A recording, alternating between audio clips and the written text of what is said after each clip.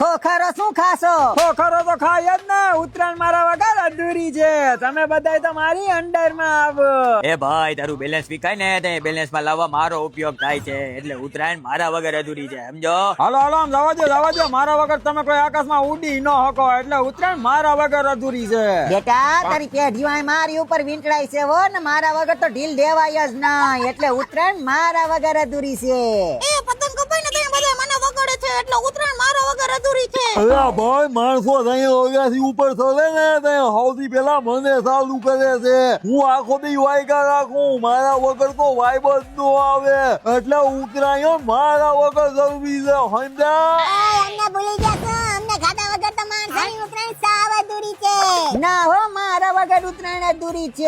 ઉત્તરાયણ મારા ના, વગર ના, અધૂરી ના, છે. અવાજ કેમ આવે? ઉત્તરાયણ મારા વગર અધૂરી છે.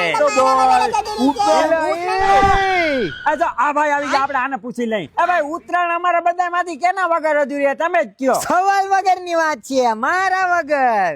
હો, હું તમને વાપરી જ નહીં તો પડ્યા રહો તમે ખૂણામાં, એટલે ઉત્તરાયણ તો મારા વગર જ અધૂરી છે.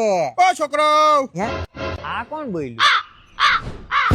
અહીંયા બેટા, અહીંયા ઉત્તરાયણ મારા વગર હા અધૂરી છે. હું ને એવું તો તમે પતંગ ક્યાંથી ચગાવશો? તું ભલે ને હોય, ઉત્તરાયણ તો મારા વગર જ અધૂરી છે. હું નહીં હોય તો પતંગ ઉડશે જ નહીં ને, મારા વગર તો તમે જીવી નહીં શકો. ઉકલી જાઓ, ઉકલી. છોકરાઓ, દાદા ને ભૂલી તો નથી ગયા ને? જો હું આઠમી ગયો ને તો તમે બધા આઠમી જાઓ, એટલે વધારે કોઈ બોલતા નહીં, સમજા? આઠમી જાઓ, આઠમી જાઓ. હા બસ એમ.